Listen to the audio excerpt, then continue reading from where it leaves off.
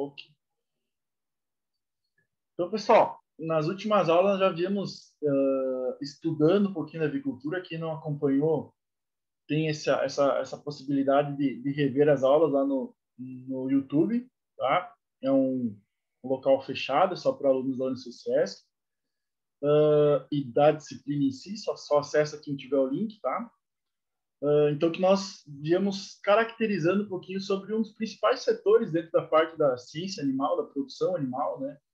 Que é a avicultura. A avicultura é a carne mais consumida a nível mundial, então ela tem uma grande importância na formação de vocês, na medicina veterinária, na zootecnia, na agronomia, porque ela contempla, então, um setor muito importante, né? E o Brasil, sendo o maior exportador de carne de frango, ainda tem maior importância ainda.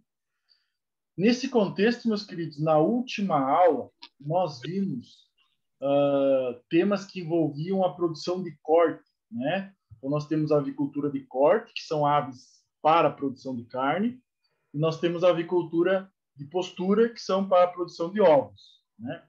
E na última aula, nós vimos um pouquinho a classificação dos sistemas de produção, dos sistemas de criação, né? Envolvendo o seu grau de intensividade. Então, para quem se recorda, nós vimos os aviários, os modos de produção colonial, orgânico, né? Depois nós vimos modos mais intensivos de produção, né?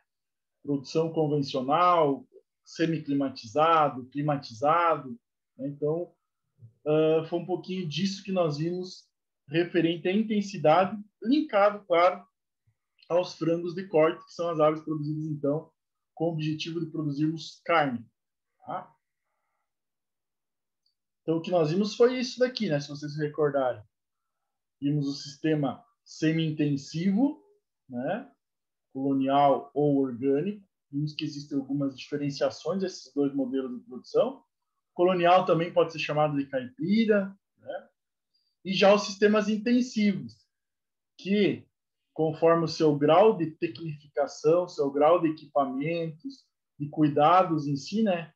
Convencional seria dentro do intensivo o mais simples, depois nós podemos migrar para semi-climatizado e climatizado.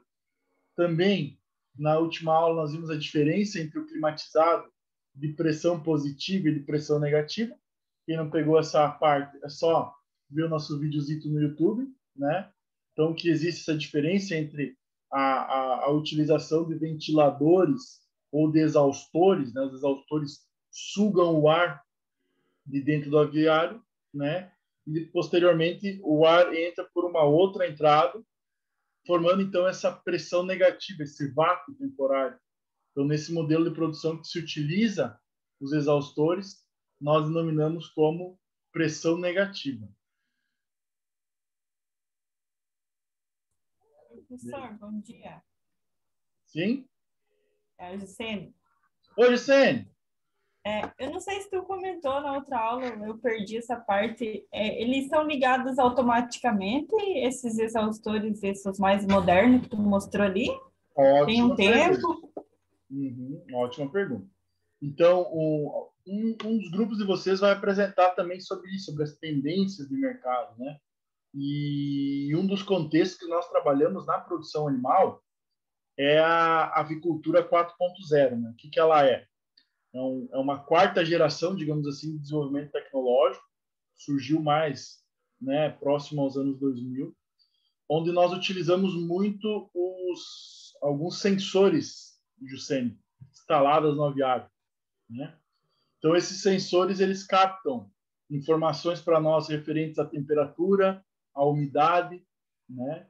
Se você relembrar, quando eu mostrei aquele vídeo da Embrapa, num local, então, tem a exaustão, a saída do ar, e do outro, né, tem a entrada do ar renovado, com aquele processo do cooling, não sei se vocês lembram, que é uma cascata de água, que passa por aquele painel de celulose e faz com que refresque esse ambiente, né? Então, com isso, facilita esses processos. Não. Facilita esses processos das trocas. Mas tudo isso precisa de uma certa informação para acionar ou não esse sistema de circulação de ar, né? Então, isso é acionado através desses sensores. De modo geral, é automático, tá? Principalmente nesses sistemas mais climatizados. Ah, beleza, entendi.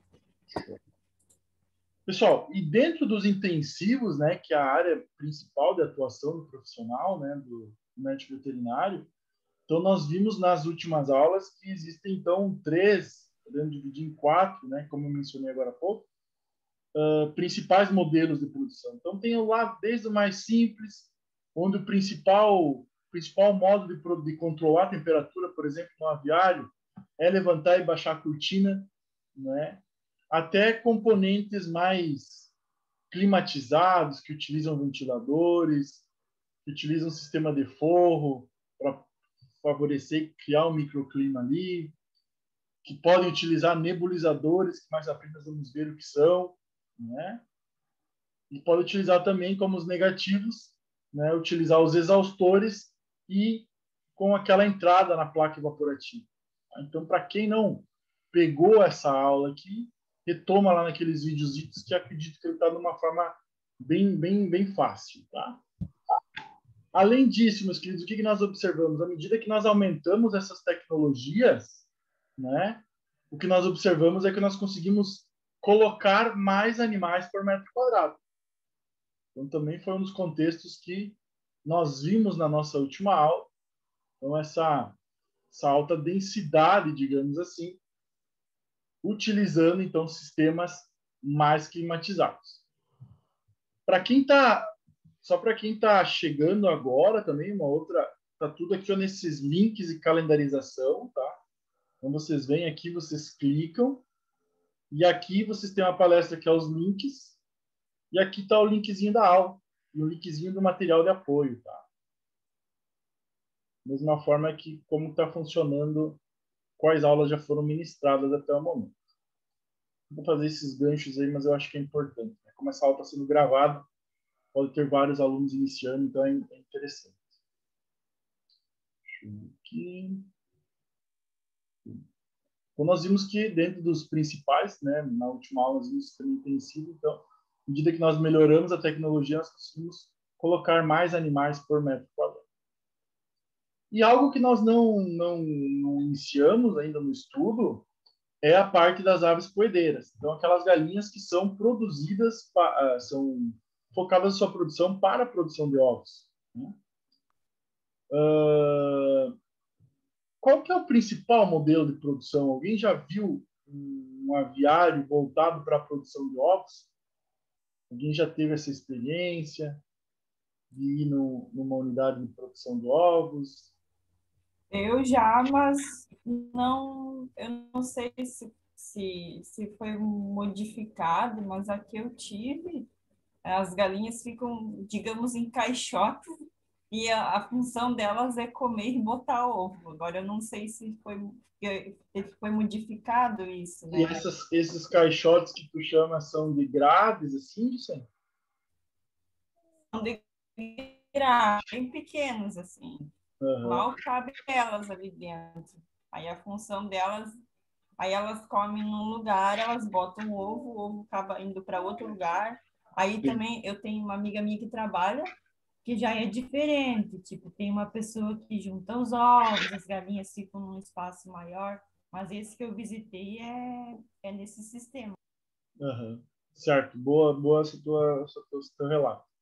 Então, o modelo de produção, né, que nós chamamos de convencional, é esses sistemas em gaiola, algo talvez, né, com um pouco mais de cuidado, talvez essa unidade que a Juscelino falou, talvez não se aplique a alguns conceitos de bem-estar, de espaçamentos, né, pode ser uma produção menor, mas é um modo de produção, digamos assim, intensivo, que preciso mencionar que recebe várias críticas, mas que hoje representa 95% da produção de ovos brasileira, né? Em 2014, acreditamos que está nessa faixa ainda dos 90 a 95% da produção sendo desse modelo convencional, tá? Mas também nós vamos aprender que existem modelos alternativos e que cada vez vem ganhando mais espaço no mercado, né? Principalmente pelos nichos específicos de mercado. Então, meus queridos, agora nós vamos entender um pouquinho como é que funciona as aves poedeiras. Então, o que a Jussiane falou é o sistema mais clássico, sistema convencional, que é a produção em gaiolas. E depois nós temos os sistemas alternativos. Nós vamos discutir cada um desses modelos de produção. Tá? Nós vamos ter aquelas aves livres de gaiola, nós vamos ter aquelas aves livres de gaiola e com acesso para pastorear, nós vamos ter a produção de ovos orgânicos, ovos coloniais. Então, de certa forma, compreender a diferença que existe entre esses diferentes modelos de produção. Tudo isso aqui são sistemas de produção e cabe a nós sabermos a diferença que existe em cada um. Então, antes de tudo, né, eu sempre busco construir essa nossa linha de pensamento com algumas informações que nós já abordamos antes, né? Então, uma das informações que nós abordamos nas aulas anteriores, o prof falou para vocês lá daquela parte. Tranquilo, tranquilo. Umas mensagens chegando no privado. Tranquilo. Fih, Eu? dava para voltar no slide Claro. anterior a esse? Obrigada. Nada. Então, esse que nós estamos vendo são as diferenças do sistema de produção das poedeiras, tá? Conforme o seu condicionamento, conforme o seu ambiente. Perfeito? E aí nós vamos ter sistema tradicional, convencional, que é as gaiolas, e os outros modelos, então, que apresentam já algo relativo a bem-estar animal, né? Devido a essa pressão da sociedade civil. Lembrando que todos esses slides também vocês têm acesso no nosso Drive, tá? Quem tiver alguma dúvida.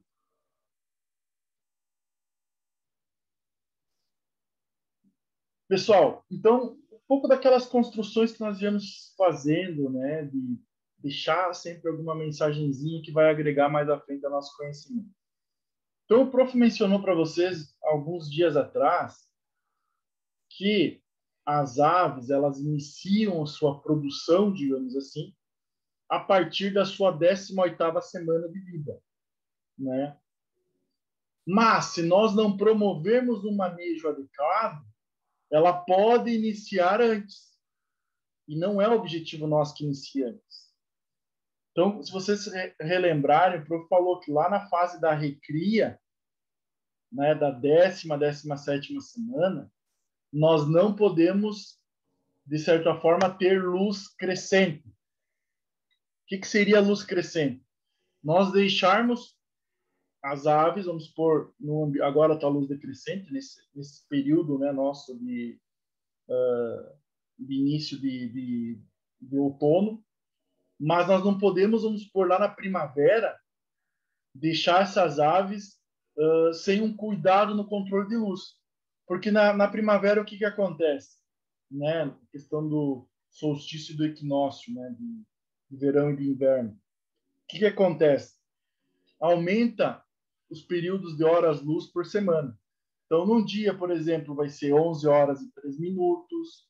No outro dia vai ser, na outra semana, desculpa, vai ser 11 horas e 7 minutos. Na outra, 11 horas e 11 minutos. Então, aumenta sempre 3 a 4 minutos por semana, dependendo da época do ano. Só que se vocês relembrarem alguns conceitos que nós falamos, as aves, né, as próprias aves que a Jussiane me mandou o vídeo lá da produção dela. As aves, elas sofrem influência de questões ambientais na sua reprodução. Então, elas são estimuladas a produzir ovos em períodos de iluminação crescente, certo? Existe alguma questão hormonal, que nós mais à frente vamos ver. Então, estímulo luminoso, hipófise, hipotálamo, vai produzir alguns hormônios que vão estimular a ovoposição.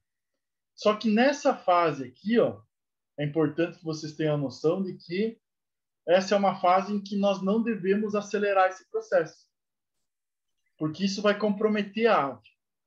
Porque a ave não tem um sistema apurado, sistema reprodutivo apurado, para antecipar a sua produção de ovos.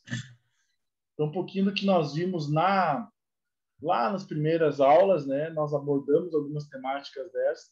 E um dos cuidados, uma mensagem que eu queria passar para vocês é ter esse cuidado nessas diferentes fases, principalmente na fase de recria, que vai da 10ª à 17ª semana, onde nós não podemos ter estímulo luminoso, então luz crescente. Podemos que a luz seja padrão, mesma hora de luz sempre. Como é que eu faço isso? Tem 11 horas e 4 minutos. Na outra vai ter 11 horas e 7. Eu, por exemplo, faço essas 11 horas e 4 e adiciono uma luz até fechar, por exemplo, 12 horas. Adiciono 56 minutos de luz artificial. E adiciono esses minutos para fechar as 12 horas em todas as semanas dessa recria. Então, em todas as semanas dessa parte da recria dela, ela vai ter, por exemplo, 12 horas de luz. Essas 12 horas de luz vão ser consideradas aquela que nós falamos de luz constante.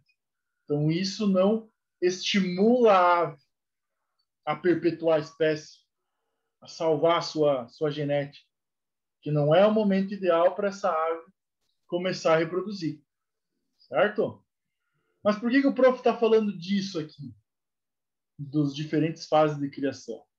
Então, para que vocês percebam que da mesma forma que na suinocultura nós temos diferentes fases de criação, na mesma forma que na bovinocultura nós temos animais em amamentação, os mamados, né, todas essas fases. Na avicultura de postura nós também temos.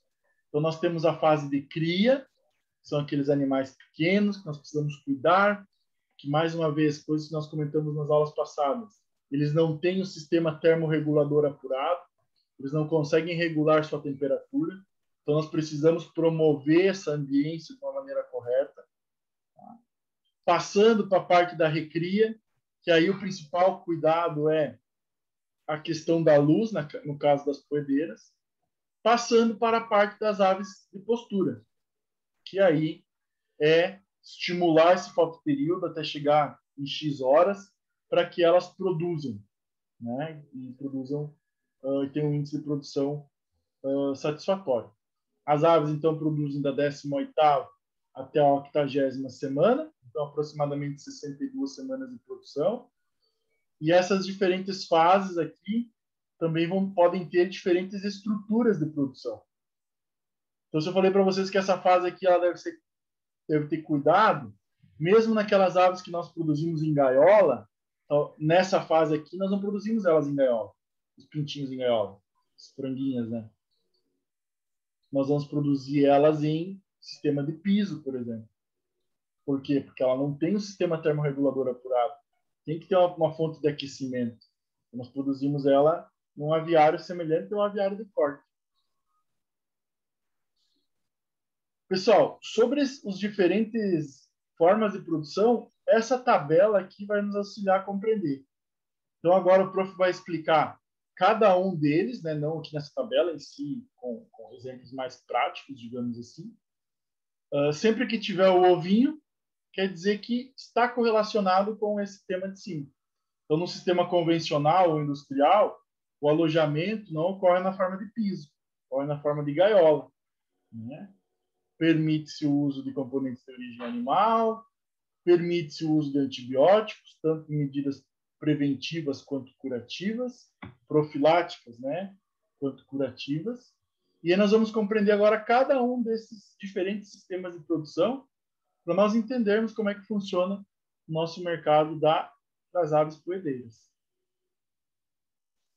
Meus queridos, alguma dúvida até aqui? Está o modo Eminem ativado ou dá para perceber? Qual que é o feedback aí? Beleza. Até agora tudo certo, né? Ok.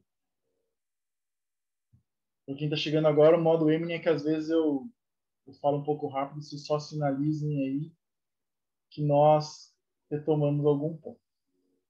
Então nós vamos compreender um pouquinho agora esses aspectos das gaiolas. Tá? Então, o principal modelo de produção brasileiro. Pessoal, hoje o que nos faz de certa forma, chegar num Giasse, num Angelone da vida, enfim, os diferentes mercados que nós temos em Joinville e conseguir uma bandeja de 30 ovos a R$ 12, a R$ 13, né? Muito do que se deve isso é um pouquinho dessa intensidade de produção. Então, esse modo que a Jussene falou, né, de produção nas pequenos caixotes, que nós chamamos de gaiolas, tá? É o que nos faz com que nós temos o menor custo de produção. Então, existe todo um cuidado em termos de aves por metro quadrado de gaiola, existe toda uma medida, né? Mas, mesmo assim, nós vamos ver como potencial desvantagem depois, que o mercado consumidor, né, exige, às vezes, alterações nesses padrões, que vem acontecendo na Europa, por exemplo. Tá? Mas, como ponto positivo desse modelo de produção, nós temos essa questão da importância social, de como que esses 30 ovos, a bandeja de 30 ovos, consegue chegar a 12, 13 reais, 14 reais, né? Porque nós temos um controle zootécnico, né? Essas aves, como elas não têm um dispêndio energético, um gasto energético envolvendo a locomoção, né? Poderia gastar energia, né? Também não tem tantos outros outputs que nós falamos, todas saídas de nutrientes, né? Uma vez que essa ave encontra-se numa fase de confinamento, fazem com que esses animais tenham essa alta prolificidade e essa alta eficiência. Além disso, como uma vantagem, como a Jussene mencionou anteriormente, de não ter o contato direto desses animais, né, com os ovos, então existe uma queda nas gaiolas e as aves, né, esses ovos caem e depois vêm aqui na frente, onde o produtor pode coletar, por exemplo. Então diminuem os aspectos de... poderia envolver alguns fezes nos ovos ou algo do aspecto, poderia promover algum aspecto de problemas sanitários, né? Então, de certa forma, nós reduzimos esses riscos também. Além de facilitar muito o nosso manejo, nós passamos ali o vagão forrageiro, digamos assim, distribuímos aproximadamente 100, 115, 130 gramas de dieta por ave, de média, e de certo modo, nós, com isso, conseguimos, então, altos índices produtivos. Então, essas seriam as nossas vantagens. Claro, do ponto de vista da desvantagem, principal é um pouquinho daquele relato que a Jussene falou, em questão do bem-estar animal, do conforto desses animais, e também aquelas questões que mais à frente, para quem está chegando agora vai estudar, são os conceitos das 5 liberdades, né, dos animais. Então, esses animais, numa condição normal, seriam animais que estão empoleirando, ou seja, está subindo num puleiro, por exemplo, e, de certo modo, nesse modelo de produção, nós não temos esse acesso ao puleiro, né? Então, com isso, estão ouvindo um gato miau? Não. Acho que é só eu, né? Beleza. Desculpa aí dar esse quebra. Então, esses animais, de certa forma, não têm essa característica. Tá ligado? Eles têm essa característica de não ter, digamos assim, essas liberdades. Por isso que na Europa, hoje, nós temos as gaiolas enriquecidas, né, para que tem esse ambiente. Mesmo assim, na Europa, muitos países já estão banindo a produção em gaiolas. Tá? Pessoal, no Brasil representa 95%, né, dados de 2014. Não temos dados mais atuais, né, não existe um censo mais atual. Deve estar entre 90% e 95%. Da produção brasileira com base na produção, né, em gaiolas. E aí, nesses modelos, digamos assim, de gaiola, nós vamos ter 2 modelos, né? Um deles que envolve uma produção piramidal, então, essa construção, né? Onde, se vocês observarem, nós temos aqui, por exemplo, 4 gaiolas, temos aqui uma, aqui outra, outra e outra. Então, as fezes desses animais vão cair nessa bandeja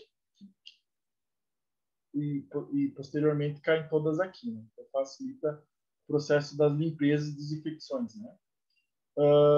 E esse modelo, então, é o mais tradicional a nível do Brasil, né? O modelo piramidal ou californiano. E outros modelos que nós temos em produção é a produção vertical, ou produção em bateria, né? Onde ficam em escalas acima, digamos assim, né? E nesse modelo de produção, então, existe, em alguns casos, coleta de ovos automática, uma esteira que coleta fezes automática. Então, existe já um processo de tecnificação muito maior. E esse é o que nós chamamos do modelo de produção vertical.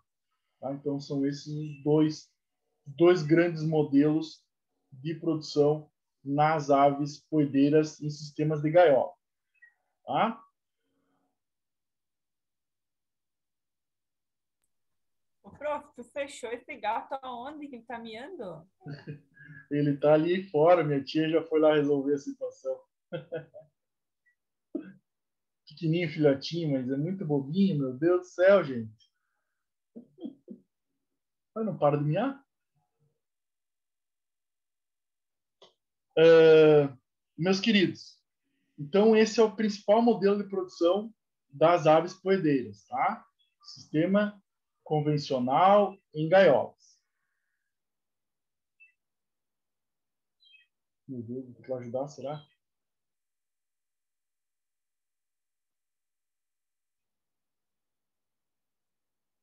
Me adotou, cara. Vou fazer o que agora? Cada vez o cara tá fugindo mais da produção animal, né? Mês passado comecei a gostar da parte dos silvestres, agora é gato, agora é cachorro. Daqui a pouco o cara não quer mais nem trabalhar com animais de produção. Meus queridos, então, deste primeiro modelo que nós vimos, né, sistema convencional, nós temos como característica o alojamento em sistema de gaiola, mas como eu mencionei para vocês, tudo tem sua exceção. Naquela parte inicial de cria desses animais, nós temos ele no modelo de piso, né, que nós já vamos ver mais para frente, tá? Semelhante ao sistema de produção de aves de corte.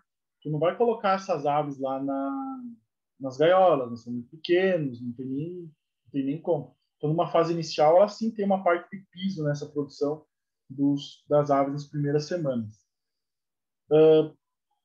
Para ficar bem claro também, diferente dos ruminantes, que alguns de vocês estudaram comigo no semestre passado, os monogástricos, que são as aves, os suínos, os peixes, tá? Permite-se o uso de componentes de origem animal na sua dieta. Os bovinos, caprinos e ovinos não permite, tá? Porque antigamente tivemos alguns problemas, uma doença chamada encefalopatia espongiforme bovina, desenvolveu um componente chamado prion, que desenvolveu, por exemplo, o mal da vaca louca e outras doenças correlatáveis. Agora, quando nós trabalhamos com aves, suínos, peixes, nós podemos utilizar produtos de origem animal na alimentação dos animais. Então, farinha de vísceras, farinha de sangue, né, farinha de ossos. Tudo isso são subprodutos, coprodutos da indústria que nós reaproveitamos na alimentação dos animais, tá? Com excelentes valores proteicos e com uma segurança alimentar adequada aos nossos padrões de produção. Então, com isso, esse modelo de produção mais convencional permite o uso de alimentos de origem animal para alimentar essas aves. Não tem área externa, não é exclusivo para ingredientes orgânicos, e nós podemos utilizar antibióticos, antimicrobianos, tanto para a função profilática, prevenir, quanto para a função de tratamento, né, uma medida curativa, certo? Então, é o principal modelo de produção nosso e aqui algumas características desse modelo de produção. Meus queridos, quando eu falei para vocês das gaiolas ali, né, eu menciono que Existem locais onde essa primeira fase, é produzida em piso, que é a 9ª semana, e outros locais onde essas duas fases iniciais são produzidas em piso. Tá? Aqui nessa imagem, mostra um dos mais tradicionais, que é essa primeira fase da primeira 9ª semana, que eu produzi em piso. Da 10ª à 17ª, você produzir já, começar que elas se adaptem às gaiolas. Pode colocar mais aves por metro quadrado. E na 18ª à 80ª, aí sim, 3 aves por gaiola, para a fase de postura. Então, esses aqui são os principais, digamos assim, mecanismos de produção do nosso principal modelo produtivo, que é o sistema convencional, que é o sistema em produção de gaiola. Tá? Tranquilo até aqui? Para quem nunca viu isso, tá compreensível? Compreensível?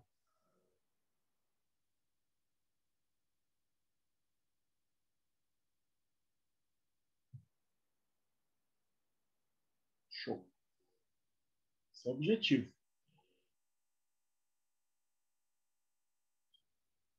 Pessoal, mas é importante nós frisarmos que cada vez mais nós chegamos nesse patamar, né, por pressão, principalmente dos consumidores, para a produção de galinhas que nós chamamos de galinhas criadas livres, né, então não em gaiolas, digamos assim, né, as cage-free ou suas variabilidades.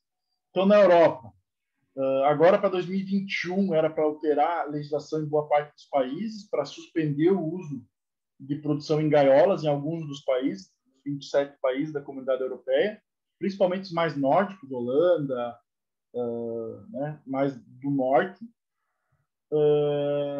e parte dos Estados Unidos, alguns estados mais voltados a essa parte, não estados muito conservadores, também tem essas legislações específicas onde buscam, né, reduzir a produção em gaiolas. Tá? Eu tenho um colega que trabalha no grupo Mantiqueira, é um ovo que não chega aqui para a nossa região, então por isso esse comercial, digamos assim.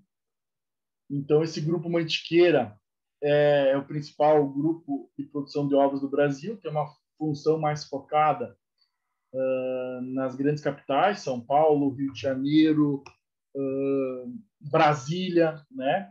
Então, nicho específico de mercado, onde o consumidor não se importa em pagar um valor um pouquinho maior, para ter, então, de certa forma, né, essa pegada ambiental, né, essa pegada do cuidado do bem-estar animal. Então, é um nicho que vem crescendo por pressão dos consumidores. Tá?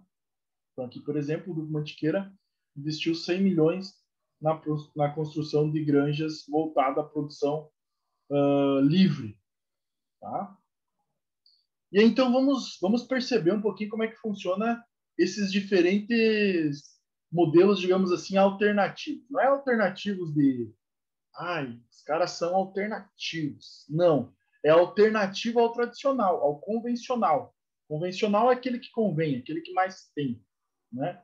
Então, alternativo a esse modelo tradicional, nós temos então a evolução principalmente desses 4 grandes modelos de produção, sistemas de produção das aves poedeiras. Então, nós temos o cage free, que é a criação em piso, então livre, né, tradução literal, livre de gaiola. Temos o free range, então eles são livres de gaiola e ainda tem uma unidade para forrageamento, para pastejar, né? Então, uma unidade ainda com piquete, com acesso ao piquete.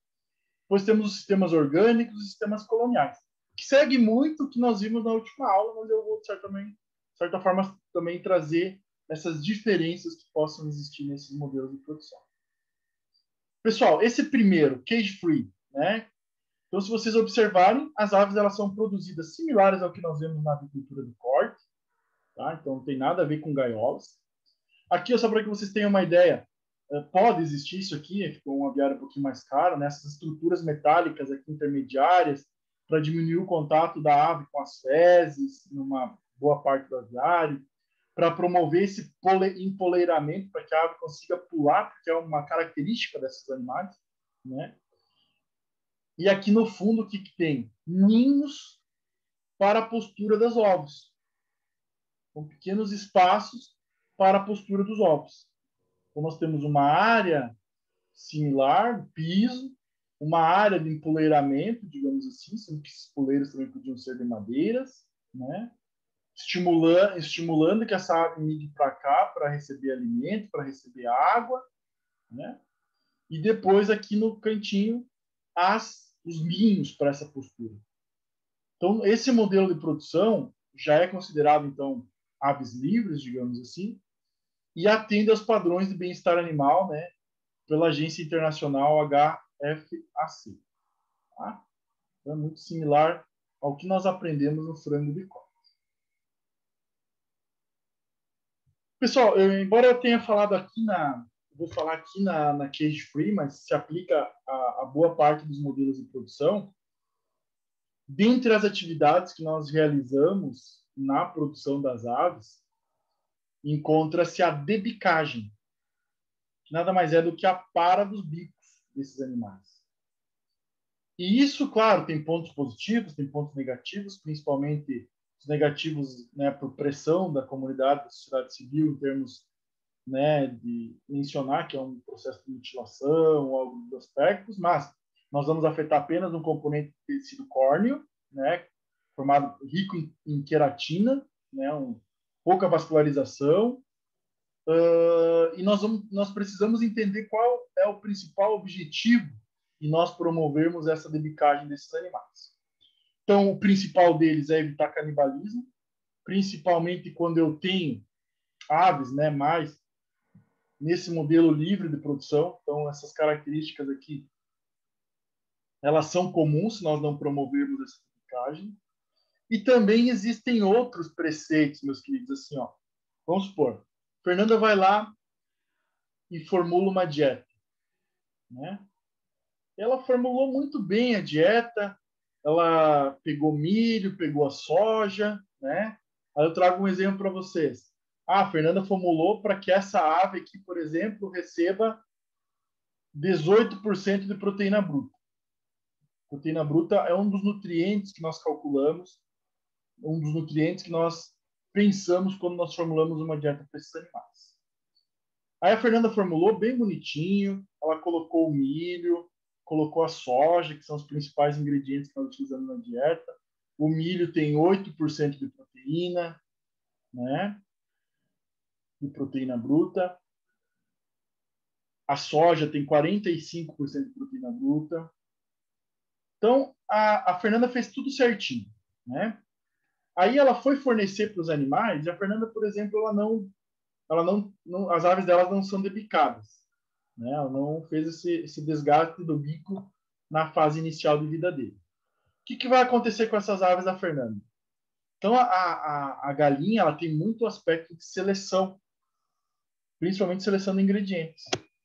Então, essa galinha, quando ela vê o alimento, se ela conseguir selecionar e verificar a presença de milho, principalmente, que é um componente mais amarelado, mais gordinho, com mais gordura, né, mais extrato etéreo, ela vai optar pelo milho.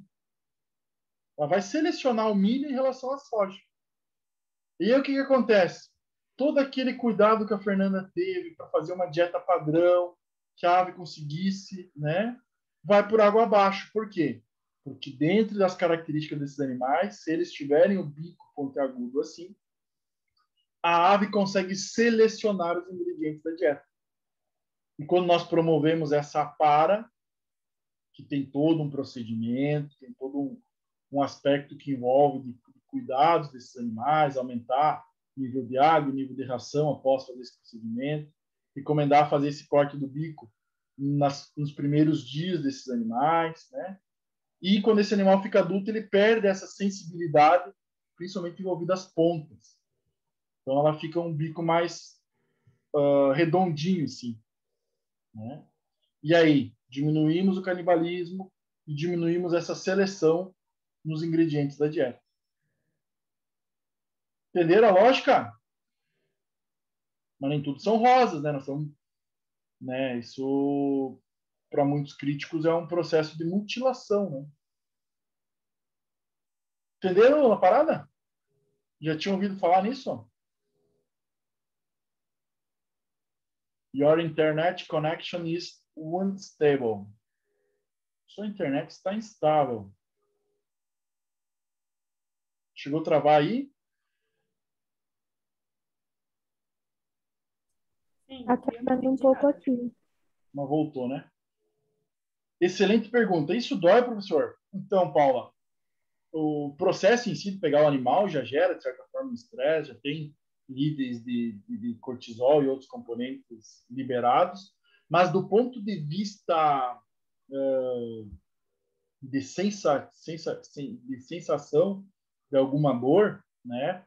Nós temos que pensar, alguns estão estudando agora os sistemas, né? Sistemas locomotor, sistemas nervosos, sistemas vitais e reprodutor, mas nós vamos precisar, e para quem já estudou, vocês lembram que existem então esses componentes queratinizados que revestem a nossa pele, que componentes até similar à nossa unha. Então essa para do bico, por não ser uma região vascularizada, tão vascularizada, ela é a mesma coisa que cortar uma unha. Tá? Ela está cortando um componente queratinizado. É claro que, como contrapartida, a nível de estresse desses animais, logo nos primeiros dias eles têm uma certa dificuldade, uma necessidade de adaptação a esse novo, digamos assim, formato do seu bico. Por isso que nós aumentamos o nível de água e aumentamos também o nível de alimentos. Tá? Show, meus queridos? Não podemos fugir do debate, não. Professor, Fala, Carmen. além do canibalismo, elas não comem os ovos? Os ovos, Carmen, excelente pergunta. Porque, assim, ó, nesse modelo, se vocês pensarem nesse modelo do cage free, né, é claro que nós vamos buscar que elas façam a postura lá no ninho. Nós vamos ter que ir 3 vezes ao dia lá coletar, porque nós não podemos deixar esse ovo lá, senão as aves vão querer começar a chocar quando tiver um número maior, por questões hormonais de perpetuação da espécie, elas vão, então, querer chocar. Só que também tem algumas posturas de ovos aqui nessa região, né? Nós, de certa forma, precisamos, às vezes, identificar a fêmea, mas é difícil, mas tem. Tá? Isso aqui, em geral, quando os ovos têm postura aqui, nós descartamos esses ovos. Tá? Mas o que a Carmen falou também reduz, Carmen. Reduz, tá? Porque, em geral, é algum distúrbio dessas aves, né? Tem aves que promovem esse aspecto e tem aves que não fazem isso, né? Então, é meio que uma questão, não é pessoal, uma questão animal, de animal para animal, né? Mas nós devemos sempre fazer essa para, reduz esse potencial de quebra dos ovos, também como uma medida preventiva. Pessoal, mais à frente nós vamos estudar as ambiências, isso aqui se aplica a todos, né? Nós temos que ter um cuidado no controle de luz, cuidado com a ventilação, com a temperatura, níveis de amônia, né? Nós estamos condensando esses animais, né? Temos que ter a presença de um ninho para cada 5 aves, temos que ter a presença daqueles poleiros metálicos ou de madeira. Os poleiros de madeira também, eu sou péssimo no desenho aqui, tá? Mas tem algumas estruturas assim, com poleiros de madeira no decorrer dos aviários, que é um componente tradicional dessas aves, né? Então, as aves, de modo geral, elas ficam nesses poleiros. Ai, cara! Ah, não, aqui foi debicado, desculpa.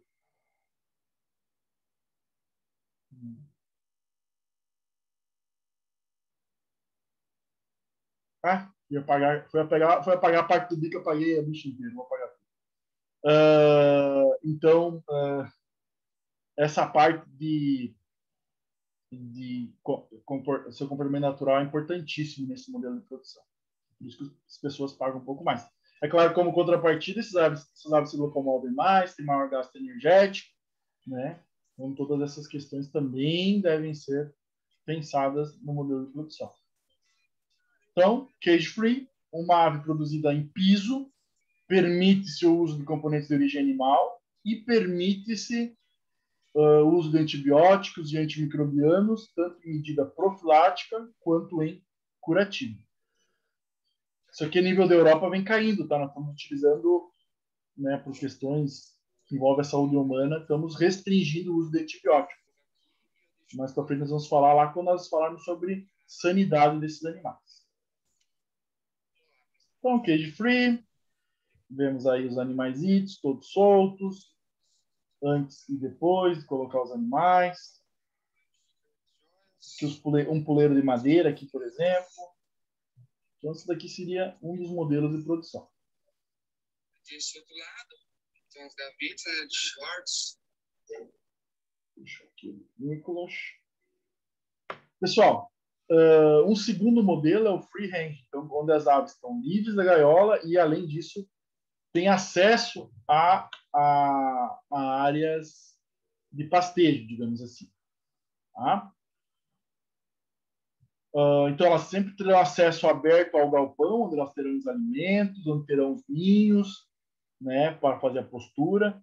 Nós buscamos evitar que as aves façam a postura nessa região. Então, nós não devemos ter nenhum local que, de certa forma, abrigue a ave, assim, que ela se sinta confortável para fazer essa postura. Tá? De certo modo, essa temática. Ela vai ter algumas alterações do ponto de vista de modelo de produção em si, com acesso a uma área externa, mas as outras questões, em termos produtivos, elas seguem o mesmo preceito. Tá? E um pouquinho do que a Jussene até me mandou uns vídeos, eu vou aguardar para mostrar esses vídeos quando nós formos falar sobre a ovoposição em si mesmo, né? Prof, nesse caso, essas galinhas perdeiras ficam um galo junto com elas para fecundar, porque olhando as granjas parece que só tem fêmeas. Pergunta idiota, mas fiquei na dúvida. Não é idiota, não. Então, assim, ó, o que nós temos que pensar? Nesse modelo de produção, nós não queremos perpetuar a espécie. Tá? Então, quando nós vamos comprar um ovo no Giasse, no Angelone, nos mercados de Joinville, nós nunca vamos ter ovos galados, que nós chamamos, que é o ovo que tem o espermatozoide masculino ali. Tá? Por quê? Porque nós não produzimos junto com os machos nesse modelo de produção, numa escala mais industrial, digamos assim. Tá? Então, são só fêmeas. Nós não queremos o macho no processo. Não, tranquilo. Ó, tem mais alguém que ia perguntar, o Bruno também ia perguntar. Não, nós só queremos as fêmeas, tá? Nesse modelo de produção. Os machos nós teríamos se fosse lá aqueles matrizeiros, aquelas coisas que nós estudamos na aula passada. Senhor, uma pergunta. Dependendo da forma em que são criadas, o estresse delas mudam e a qualidade da carne sempre vai ser a mesma? Então, Nicole, o estresse ele promove algumas alterações do ponto de vista hormonal desses animais, né? Principalmente envolvendo cortisol, né? E outros hormônios linkados a isso. E, de certa forma, isso também influencia na qualidade da carne. Nos ovos, eu nunca vi nenhuma pesquisa que correlacione, né? Que nós estamos vendo agora as coelheiras, né? Que correlacione esse estresse com as características positivas, digamos assim, da qualidade dos ovos. Agora, na carne, eu já vi alguns estudos que abordam essa temática de animais com níveis de estresse e seus efeitos na qualidade da carne. Tá? Ótima pergunta. E o que eu estava falando da Jussene? A Jussene também mandou uns videozinhos bem legais que eu vou mostrar mais para frente quando nós falarmos em ovoposição. Então, a Jussene foi lá, abriu alguns ovitos, mostrou ovos de dupla gema, né? Ela tem uma galinha lá que põe ovos de gema dupla. Tem essa postura ainda, Jussene? É meio comum isso? Tem. Ela todo dia. Todo dia não. Tipo, cada 2 dias, 3 dias, ela põe um ovo grandão. Beleza. Só que eu não consegui descobrir. É porque tem várias bem gordinhas ali, eu não sei quem que é. Nessa fase final, porque acho que tu falou para mim no vídeo que tem algumas galinhas mais velhinhas, né? Mais de idade, não é? Isso, é que teve algumas que, quando a gente compra frango de corte, vem algumas frangas junto. Aí a gente não faz o abate, a gente deixa para pôr ovos, né? E acaba que elas engordam muito. Aí eu acho que seja por isso, não sei, ou elas estão Por questões pertinho, genéticas mas pode ser também por questões de idade e de excesso de gordura também. E alguma alteração hormonal, né? Isso, elas estão. Tem umas ali que estão muito gordas, aí por isso eu acho. Uhum. Aqui uma outra pergunta. Prof, essas características delas de colocarem os ovos sem o macho é devido a componentes na raça? Na espécie, acho que quer dizer. Isso mesmo. Então é característico, tá? Eu ali em Camboriú, quando eu trabalhava no UFC, que eu cuidava da avicultura, da estrutiocultura, que é a produção de meu Deus, aqueles bichão grandes, os avestruz. Os avestruz não tinha postura quando não tinha macho. Uma vez eu consegui um avestruz macho do zoo ali de Balneário e levei para lá, elas começaram a fazer a postura. Agora, as aves, elas fazem a postura com o macho ou sem o macho. Tá? Não tem essa diferenciação. Aí uma segunda parte da pergunta. Muitas pessoas, de forma empírica, falam que há hormônio na ração para estimular a postura. É isso mesmo? Então, desse ponto é importante nós retomarmos lá naquela parte inicial, lá na terceira aula, tá? Então, nós não temos a forma de administração dos hormônios teria que ser uma forma individual, uma aplicação animal por animal, e é inviável esse modelo de produção, e além disso é proibido, né, conforme legislação lá de 2004, que contenha hormônios tanto em qualquer via de administração, tá? E constantemente os serviços de inspeção estão sempre verificando isso. Narração, sim. Narração é inviável a produção porque o trato digestório dos animais não absorve, tá? É igual nós. Vamos supor, eu estou fazendo academia, porque o cara diz, vou tomar bomba. Esses caras bombados aí, né? Por que eles vão tomar bomba? Por que eles não falam, vou comer um hormônio porque eu vou tomar alguma coisa que vai me alterar a nível hormonal ou algo assim. Então não tem essa utilização de componentes esteroides com aproveitamento a nível de ingestão em si, né? Professor, Sim? mas por outro lado é utilizado antibióticos, né? Sim, antibióticos sim. Mas antibióticos, entenda, Carol, que é algo que eu precise, de certa forma, melhorar a digestibilidade de um determinado alimento. E eu tenho lá um conjunto de bactérias que eu sei que elas prejudicam essa absorção, né? Então eu utilizo essa substância anti um certo micro-organismo do estômago para que ele favoreça a sua absorção. Utiliza-se antibiótico, né? Uma das vias de utilização de antibiótico. Só que hoje o problema está sendo, a nível da Europa, está se proibindo muito, que é a questão que envolve a resistência a antibiótico em relação aos humanos. Então, está se avançando as pesquisas e percebendo que esses processos de resistência a antibiótico que nós estamos tendo, sempre tendo que trocar antibióticos, isso tem a ver com a nossa adaptação do sistema a esses resíduos, digamos assim, antibióticos, que podem estar presentes nos mais diferentes componentes. Então, essa está sendo a principal discussão a nível da Europa atualmente. Utilizar componentes naturais para substituir esses antibióticos. Então, esse foi das minhas áreas de pesquisa que eu utilizei um extrato de um cogumelo de um fungo, né, quando ele fica adulto, ele vira um cogumelo, para substituir os antibióticos né, eu trabalhava com herbívoros, utilizava coelhos como modelo biológico, né, na alimentação de coelhos e depois correlacionar com a questão dos humanos também. Tá? Então, isso está muito comum a nível da Europa esses estudos de componentes alternativos para o uso de antibióticos. Tu comentou ali na criação de avestruz.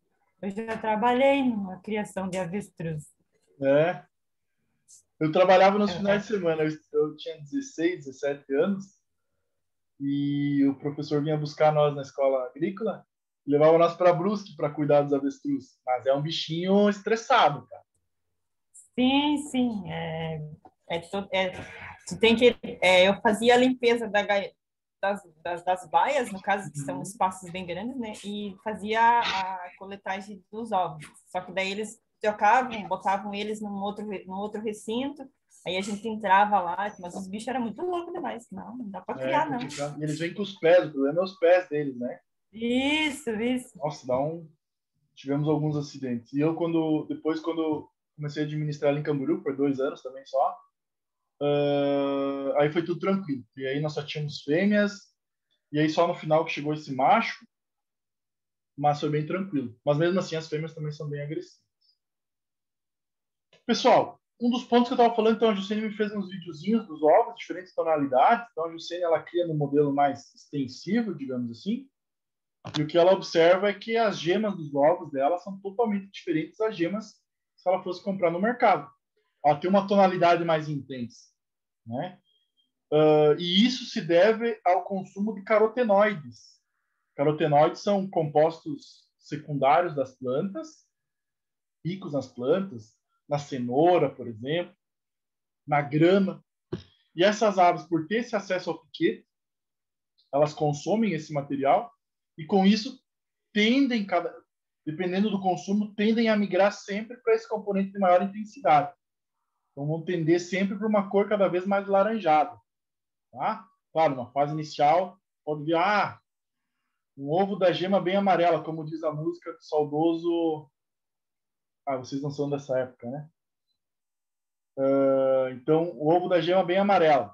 Quer dizer o quê? Por que o pessoal fala, eu gosto de ovos de galinha caipira porque a gema também é amarela, né? Por causa desses componentes envolvendo, né, os carotenoides, principalmente. Só que em termos científicos,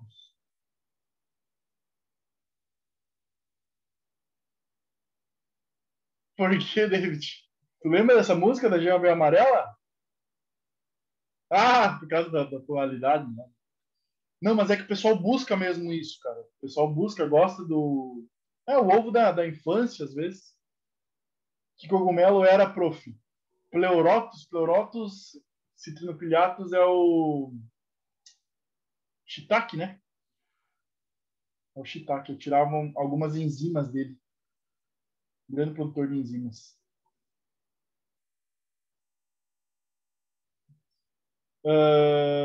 Então é comum isso, tá, meus queridos, nesse tipo de modelo de produção ao ar livre. Só que os estudos, assim, em termos desses componentes macros do ovo, né? Teor de proteína, teor de gordura, de certo modo, não tem uma alteração tão grande. Tá? Podem existir alterações, mas, de certo modo, os teores de proteína e de gordura são similares numa produção de ovo industrial e numa produção de ovo caipira. Tá? Porque a indústria também está cada vez mais atenta a essas questões. Né?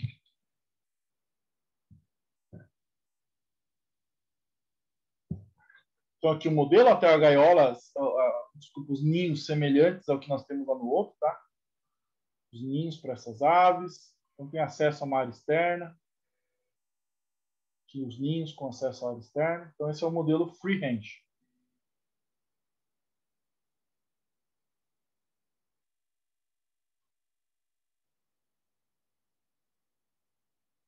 Então, resumidamente, sistema produzido em piso, com acesso a uma área externa, permite o uso de componentes de origem animal e permite a utilização de antibióticos, antimicrobianos, tanto em medida profilática quanto em medida curativa. Tá? Os 2 últimos modelos de produção, mas não menos importantes, nós já vimos alguma questão de legislação nas últimas aulas, quando nós falamos sobre frango colonial.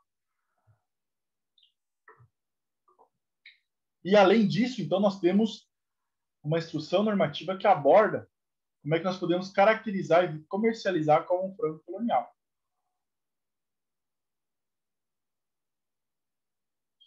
Pessoal, o que nós vimos? Que mesmo o frango colonial, que é produzido aberto, numa fase inicial, pelos animais não terem o sistema termorregulador apurado, eles são produzidos no modelo confinado.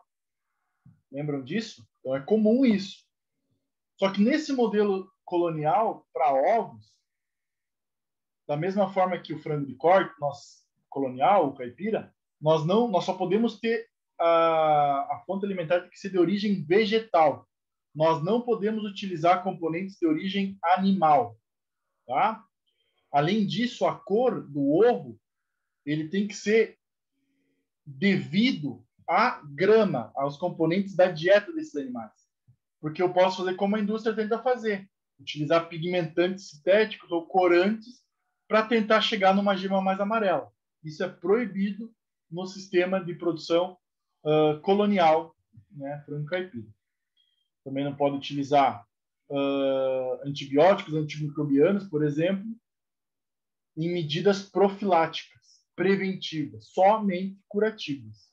Tá? Então, essas são as nuances do modelo de produção caipira, que nós conseguimos ver com melhor detalhe agora nessa tabelinha aqui. Your internet connection is unstable. Vou ficar um pouquinho aqui quietinho, enquanto vocês veem essa tabela.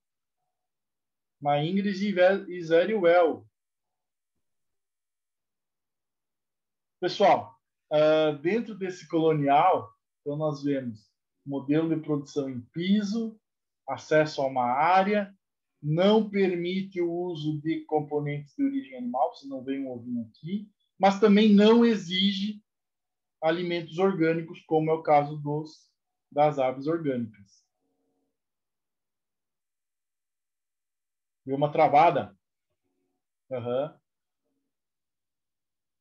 Então, essa daqui é uma das características, tá? E antibióticos antimicrobianos somente em medida curativa, não profilática, não preventiva. Qual parte travou, David? Nesse slide ou no slide anterior lá, filho? Acho que foi nesse, né? Vocês viram a minha piada do meu inglês correcto?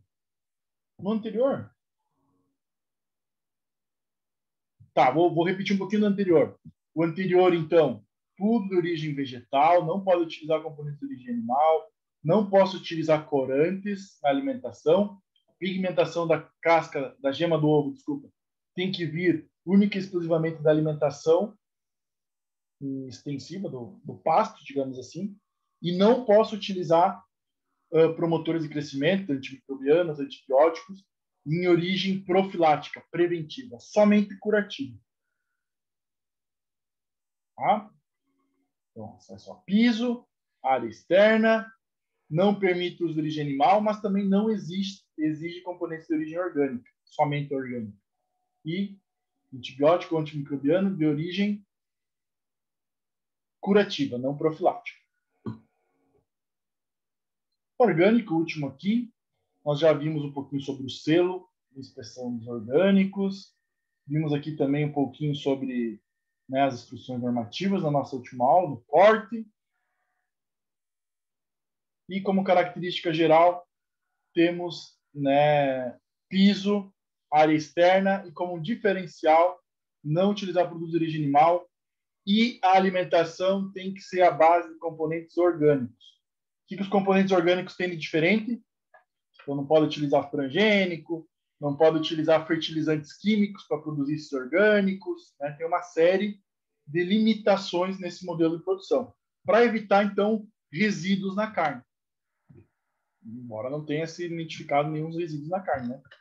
Mas esse tem uma pegada, então, mais sustentável, digamos assim. Claro, vai gerar um maior custo de produção. Tá? Ô, prof, não sei se tu já falou, eu não lembro. A cor da casca é conforme a cor da penagem? Conforme a cor da penagem, perfeito. Nós vamos ter uma aula sobre ovoposição, tá? Tá, e o azul? O azul é da araucana. Tem uma raça araucana, chilena e peruana, que produz ovo azul. E nessas nossas aí, às vezes ocorre em aves mais velhas por uma deficiência nas células que secretam essas fontes de cálcio, lá no útero da fêmea. Mas, de modo geral, tem uma raça também que produz ovo azul e tem... e alguns distúrbios também podem levar à produção de ovos azuis. Tá? Ah, eu achei que as minhas galinhas eram peruanas, então. Porque é muito assim, Tem umas 5 que botam ovo azul. mas direto, filha. Sim, o tempo todo. Mas Eu sei certinho. era aquelas marronzinhas que tu me mostrou? Ou tu não Não, sabe? elas têm as penagens brancas. Depois dá uma olhada na internet, nessa raça araucana, vê se não tem um sanguezinho, se não tem uma puxada dela, das tuas, tá? Vai que... Ah, beleza, vou dar uma olhada ali. Obrigada. Vai que, né? Tenho galinha Não, mas importada. esses frangos, é aquela ideia que tu pegava para criar, e daí eram fêmeas, e aí tu pegou para produzir ovos, né? Mas era a linhagem dos Não. Não, prof, esse já é outra, não é outra história. espécie, é porque esse gente, isso é outra história, a gente já comprou elas assim já, não sei da onde. Porque essa raça agora tá famosinha no Brasil, para os produtores mais alternativos. Meus É queridos... que aqui no sítio meio que a gente resgata os animais da região aqui, sim. é que o povo, tipo, quando o pessoal fica sem comida, aí a gente tem acesso mais fácil à alimentação delas. Então, daí o pessoal procura a gente para vender, a gente acaba comprando. Show.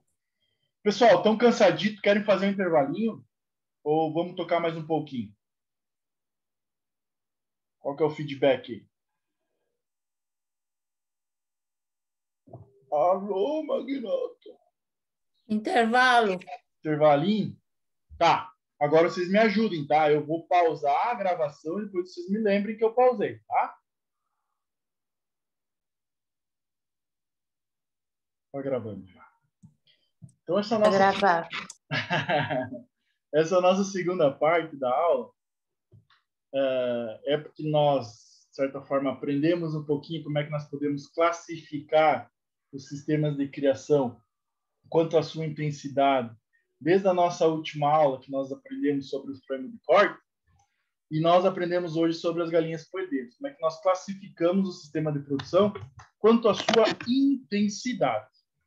Agora nós vamos partir para uma segunda forma de classificação, que, mais uma vez, eu busco construir essa ideia desde a primeira aula, quando expliquei o panorama de desenvolvimento da agricultura, quando eu falei de um senhor chamado Atílio Fontana, lá da região oeste catarinense, que foi aos Estados Unidos e trouxe essa ideia do modelo de produção integrado norte-americano. Tá? Então, nós vamos buscar, né, e como uma característica que alguns de vocês possam vir a trabalhar também, é buscar entender como é que nós classificamos o sistema de produção quanto à sua organização, o seu modo de organização estrutural. Então, a Jussene, por exemplo, a Jussene é um produtor independente, né, das galinhas poedeiras dela. Não sei se ela tem aviário, né? Mas se ela tivesse aviário de corte, ela poderia ser... Aqui não tem muito sistema de cooperativismo, como tem lá no Oeste, né? Mas ela poderia ser uma integrada, se unir a uma empresa integradora que fornecesse todo o material para ela e ela produzir. Então, essas foram as nuances que deram esse salto produtivo da avicultura, o que nós vamos então estudar a partir de agora. Então, vamos classificar os sistemas de produção da avicultura quanto ao seu modo de organização. Então, ele é classificado em produtor, ou sistema de produção independente, integrado ou cooperado, cooperativismo. Né? Então, quais são as três diferenças básicas desse modelo de produção? O independente é similar ao que a Jussene faz, né, nos bichinhos dela. Então, a Jussene, ela é responsável, né, por toda a fase de produção, de comprar os animais, de alimentar os animais, de chamar caso tenha algum problema sanitário, por exemplo, se fosse um modelo de produção maior, né, de saber o momento ideal de abater, quando abater, como abater. Então, ela é responsável por tudo. E esse modelo pode se aplicar a uma escala mais industrial também, mas não é tão comum nas aves de corte. É mais comum nas aves poedeiras, esse sistema independente. Mas nas aves de corte não é tão comum. Então, esse é o primeiro estilo, o primeiro grande modelo de produção independente, né? Então, onde o produtor é responsável por todas as fases de produção. O sistema integrado, então, dentro do sistema integrado, nós vamos aprender hoje que vai ter dois grandes agentes de ação, né? Vai ter a empresa integradora, que ela vai fornecer os insumos, fornecer os animais, fornecer assistência técnica, fornecer parte de medicamentos, caso for necessário, enfim, fornecer subsídios para que o produtor consiga produzir. E o produtor, ou o integrado, por sua vez, produz, faz um contrato, produz, é responsável pela instalação, é responsável pela cama, pela maravilha, por comprar maravilha, responsável por todo o manejo, e ao final dos 42 dias, no caso do corte, ele comercializa, ele comercializa não, ele entrega essa produção para a empresa. Posteriormente, ele será remunerado conforme os seus índices de produção. E dentre os índices de produção que nós estudamos foi conversão alimentar. Sabemos o que é conversão alimentar, né? Sim! Então, conversão alimentar pode ser um fator determinante no ganho desse produtor. E o que é o sistema cooperado? Então, é algo que também, né, tem na região, se nós pensarmos, mesmo próximo ano de sucesso, tem algumas cooperativas de produção. Elas não são tão ligadas à produção animal em si, como nós temos na região oeste catarinense. Mas o cooperado, ele nada mais é do que, de certa forma, um dono da cooperativa, porque ele tem uma cota na cooperativa, né? Então, ela funciona, de certa forma, no mesmo molde que o sistema integrado. Entretanto, ao invés de ter uma integradora, tem uma cooperativa. E essa cooperativa, tu é sócio, né? Então, tu também faz parte dessa integradora, digamos assim, se fosse copiar o sistema do modo da integração. E aí você produz esses animais, recebe todos os insumos similares ao sistema integrado, e depois você entrega a cooperativa, ela vai promover seu abate, e você posteriormente vai receber a remuneração sobre esse teu abate.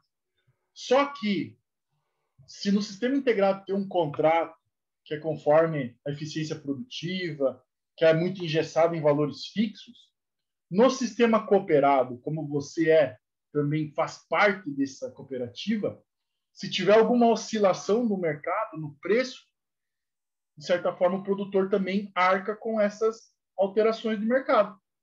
Porque não tem como tu engessar um contrato de algo que, de certa forma, tu é dono também. Então, por exemplo, agora na produção de frango, como aumentou muito a exportação para a China, os produtores melhoraram um pouquinho o seu ganho, né, por unidade animal. Coisas que no sistema integrado não ganharam, porque o contrato foi pré-estabelecido, pode ter sido pré-estabelecido antes da pandemia, com valores fixados, e essa melhoria no preço, principalmente para exportação, não é repassado para o produtor num sistema integrado. Já no cooperado, como ele tem cotas de produção, né, eles se organizam, compram produtos mais baratos. Comprar um saco de soja, hoje tu paga R$ 136 o saco. Se tu comprar um sistema cooperado, que é um sistema que vai comprar milhares de sacos de soja, tu consegue, vamos supor, a 110, 115, 120, consegue com um preço bem melhor. Tem força de mercado, algo que o produtor independente não tem. Então, esse modelo de cooperação, de cooperativismo, também é muito difundido no Brasil. Mas o mais difundido, é claro, é o sistema integrado, com posterior também o sistema cooperado dentro da avicultura de corte. Tá?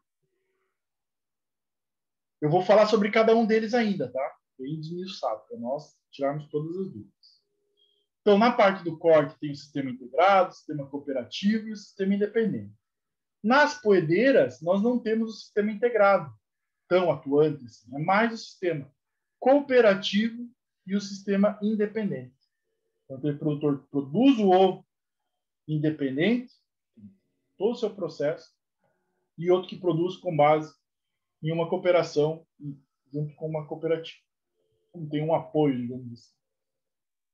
Vamos ver de uma forma resumida e bem, digamos assim, rápida, como é que então se organiza esse setor. Então, existem legislações referentes ao modo de organização do sistema de integração e do sistema de cooperativismo. Então, deve seguir esses preceitos da lei brasileira. E dentro da produção independente é o que eu mencionei. Então, o profissional é responsável por tudo. Tá? Instalação, comprar os animais, comercializar os animais, buscar orientação técnica caso seja necessário. Enfim, todo o processo, o produtor é responsável. Tem que tomar as decisões, tem muito risco envolvido, mas também tem o lado positivo. Às vezes melhora o preço do frango, ele não está engessado no contrato. Ele pode, então, de certa forma, ter maiores ganhos, né, numa questão de mercado, algo que não está visto em contrato, porque ele formaliza, de certo, seu preço, né, conforme a lei da oferta e demanda, com certeza. Esse modelo de produção caiu muito nos últimos anos, tá? Era comum até surgir ali as organizações estruturais da agricultura. É mais comum nas aves poedeiras, tá? E principalmente porque administrativamente, então, organizar todos esses componentes da cadeia é algo muito oneroso, algo que dá muito trabalho. Né?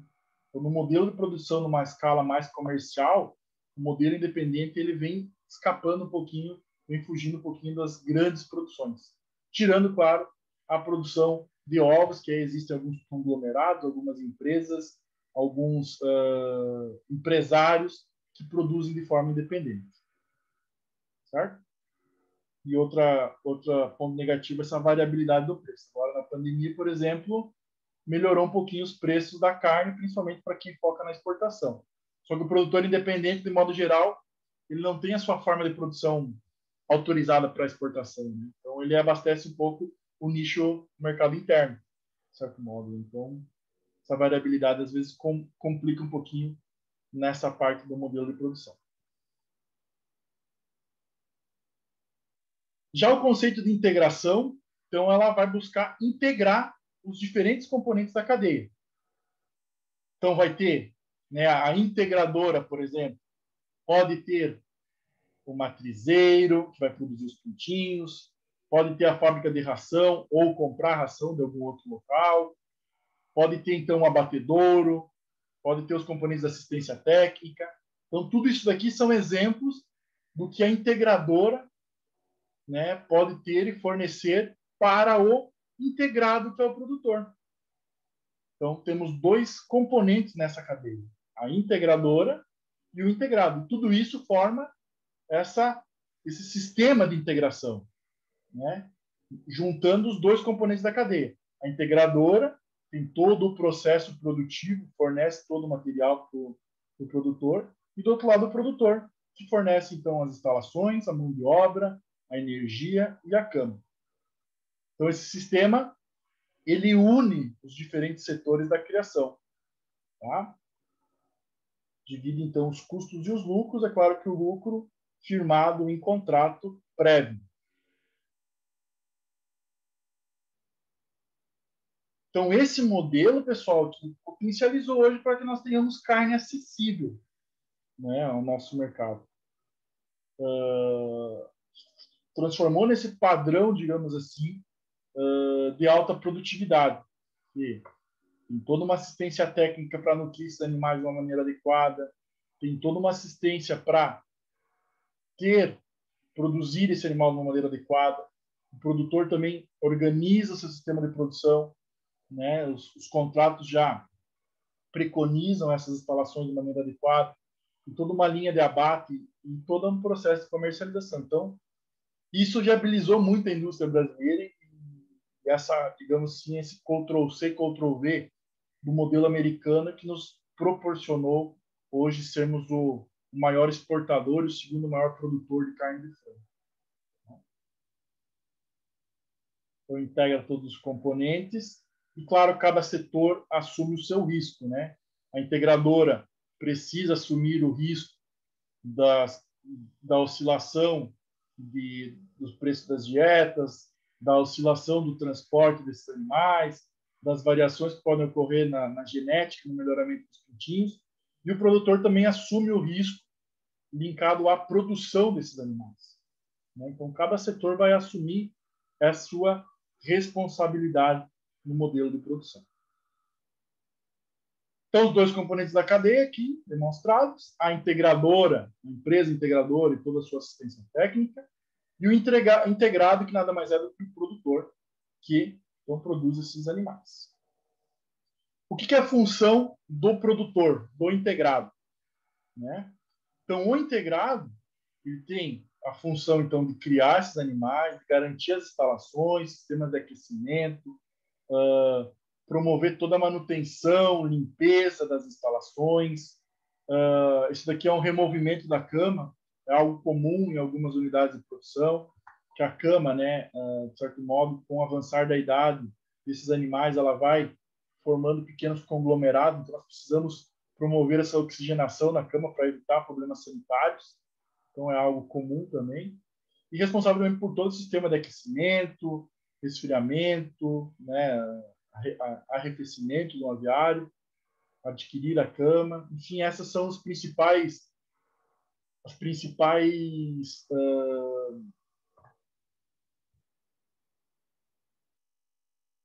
funções e atividades do integrado. Certo? Mensagem acho que está tranquila, né? Integrado, e agora nós vamos para a integradora. A integradora tem várias funções dentro do processo. A integradora, então, ela faz a seleção dos integrados. Nós vamos ver um contrato daqui a pouco, o principal contrato das integradoras. Então, elas têm exigências mínimas em termos de tamanho, quantidade de aves alojadas, distância do abatedouro, por exemplo. Ela fornece também assistência técnica, fornece os animais, fornece alimentação, fornece todo o transporte e apanha dessas aves, é de responsabilidade da integradora. A apanha das aves é uma fase muito crítica da produção, porque aqui é o que ocorre muitas lesões de carcaça que, posteriormente, lá na linha de abate, faz com que o médico veterinário, então, descarte aquela carcaça. Então, produziu por 42 dias, chegou na altura do gol, na hora de correr para o abraço, e tu condenou essa carcaça por alguma lesão. Então, por isso que as empresas hoje têm equipes preparadas para fazer esse processo da apanha correta desses animais para o transporte adequado. O transporte, o abate, e depois também vai ser responsável por comercializar e remunerar o produtor conforme a sua taxa de produção. Tá? Pessoal, vamos ver quais são as vantagens. Pensem vocês como uma empresa e com vocês como um proprietário. Quais seriam as vantagens do modelo de integração?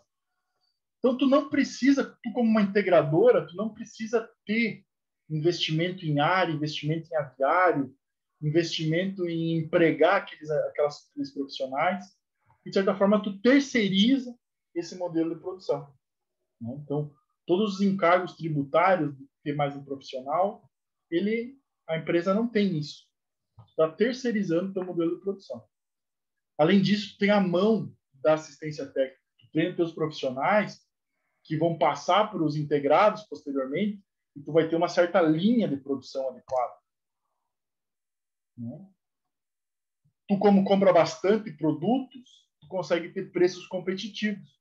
Como tu tem vários integrados contigo, né, trabalhando, tu consegue comprar altos volumes de soja, de milho, de aves, assim, que diminui os custos de produção. E para o produtor? Não precisa investir capital no mercado de risco, então tu não tem essa oscilação, porque tu já faz um pré-contrato com preço específico por quilo de produto produzido. Tu recebe assistência técnica gratuita, tu recebe todos os pintinhos e todos os insumos que tu precisa, tirando, claro, a parte da cama, da energia, né? Tu tens aquela sobrevivência contra as crises de mercado, que acontecem às vezes, de redução da carne, do preço da carne de frango, enfim, algumas patologias que podem vir e tu tens determinados seguros também relacionados a isso. Então, de certa forma, tu consegue sobreviver nesse mercado e tu tem essa parceria com a empresa integradora. Desvantagens: a integradora, então, sustenta todo o sistema, né, como integradora, e tem que comprar produção independente dessas oscilações do mercado. Tem contrato pré-definido, tu tem que cumprir com esse contrato e abastecer de insumos, de animais, toda a cadeia produtiva. O criador, claro, fica na mão da empresa, né? Se uma empresa falir e não cumprir o contrato, é algo de risco, né? E perde também a liberdade, principalmente quando tem melhoria no quilo por carne, tu perde essa liberdade de especular e vender com um valor maior do mercado. Entenderam esse tema de integração? Já tinham ouvido falar sobre, além da minha aula, claro, já tinham ouvido falar sobre esse modelo de produção? Sim, prof, lá onde eu morava é bem comum, tem bastante aviários, tem bastante chiqueirão de porco também. Nesse Isso, a suinocultura também é bem comum. Isso. Tanto de cooperativismo quanto de integração. Isso mesmo. É uma pena essa pandemia, porque eu tenho bastante conhecidos lá e poderia conseguir uma visita nesses locais, mas daí agora, por conta da pandemia, não rola. Mas também por uma questão sanitária bem complicadinho, sabe, Luciane? Não, na verdade, a gente Nós não conseguiríamos entra. antes dos animais entrar. Isso. Uhum. Ó, meus queridos, nem tudo são rosas, né? Então, as empresas integradoras, elas exigem algumas características, né? Então, algumas delas indicam quais são os equipamentos que elas querem, quais são os ventiladores, os exaustores que tem que ter naquele modelo de produção. Algumas exigem quantidades mínimas de aves ou de metros do aviário, né? Algumas exigem que tenha residência próxima ao aviário, que esse aviário esteja localizado num raio de X quilômetros do abatedouro. Cada uma vai fazer um método de pagamento diferente, mas, de modo geral, é conforme o desempenho dos animais, né? Então, existe uma série de... Esses aqui são dados, de certa forma, não são muito atualizados, a indústria não disponibiliza esses dados, sabe? Mas só para nós termos uma noção que, no contrato, existem algumas nuances de defesa, digamos assim, da integradora também, tá? Então, a Sadia e a Perdigão fundiram-se no ano 2016, 17, acho eu, formando a Brasil Foods, tá? Um dos maiores conglomerados de produção de frango. Mas também aqui existem outras que ficam naquela... A Aurora, por exemplo, fica naquele meio termo entre uma integradora e uma cooperativa. Também pode ser sócio da Aurora. Cooperado da Aurora. E esse último modelo, para nós finalizarmos, é o cooperativismo. Então, o produtor ele participa da tomada de decisão. Então, se lá uma integradora é uma multinacional, uma empresa, com seus céus, com sua organização estrutural, no sistema de cooperativismo, o produtor tem uma cota, né, e ele participa dessa tomada de decisão. É claro que é algo democrático, né, mas ele participa. E ele tem mais riscos de lucro ou de prejuízo, porque as oscilações do mercado, elas influenciam diretamente na cota que ele vai receber da cooperativa, né? Então, a cooperativa em si produz os insumos, repassa para o cooperado da mesma forma que a integradora faz, né?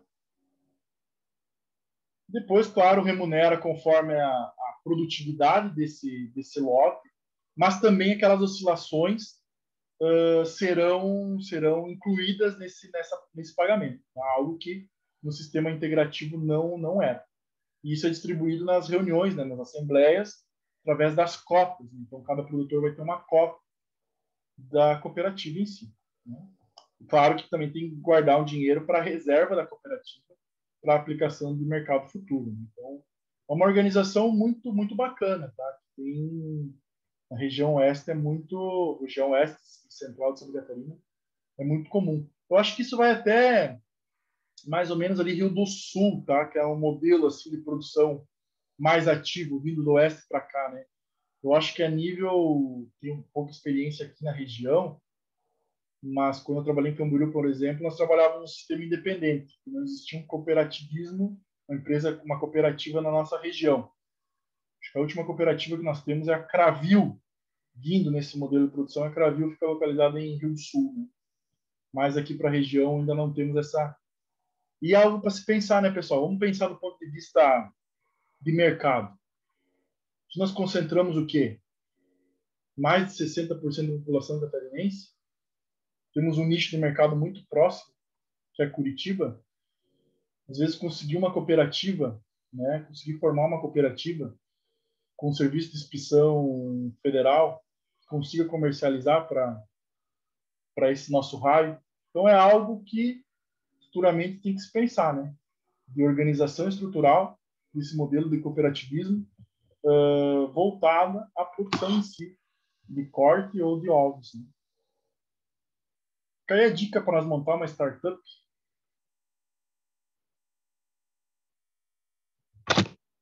Se aposentar aos 30. Eu não posso mais aposentar aos 30 porque eu já passei. Mas se alguém quiser se aposentar aos 30, é uma boa ideia. Pessoal, se nós vermos aqui, então, boa parte das cooperativas são da região oeste de Santa Catarina, que aplicam, então, esse modelo que o prof falou agora há pouquinho. Tá? Então, aqui um breve resumo. A atividade eu vou passar no final da aula, tá? Para vocês fazerem. E agora, eu vou pausar mais uma vez o vídeo. Vou pausar o vídeo para nós fazermos o sorteio da A3.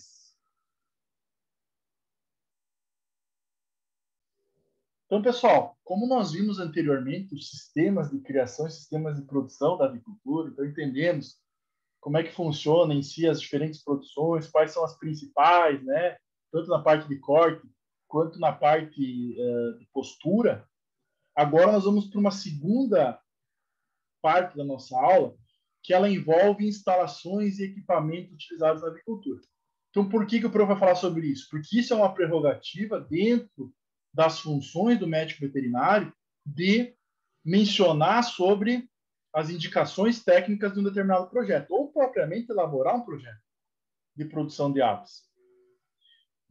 Então, é um pouquinho disso que nós vamos começar nosso processo de discussão. Tá? No primeiro momento, vamos entender quais são os componentes da avicultura, principalmente no que envolve sanidade, aspectos sanitários. Tá? E quando nós falamos em aspectos sanitários, a própria Juscelene antes mencionou, podemos fazer uma visita, mas hoje existe um controle sanitário muito grande dentro da avicultura, né? E nós trabalhamos com alguns conceitos, principalmente porque nós densamos esses animais em um certo grau alto de animais por metro quadrado. Então, existe todo um processo de sanidade. Isso aqui, para quem não conhece, é um rodolúvio, né? Então, tem por função esterilizar alguns veículos que precisam entrar na propriedade, rodolúvio e pé-dilúvio, né? Então, se a pessoa entrar a pé, tem que passar pelo pé-dilúvio. E, além disso, dentro da sanidade das instalações, nós sempre pensamos que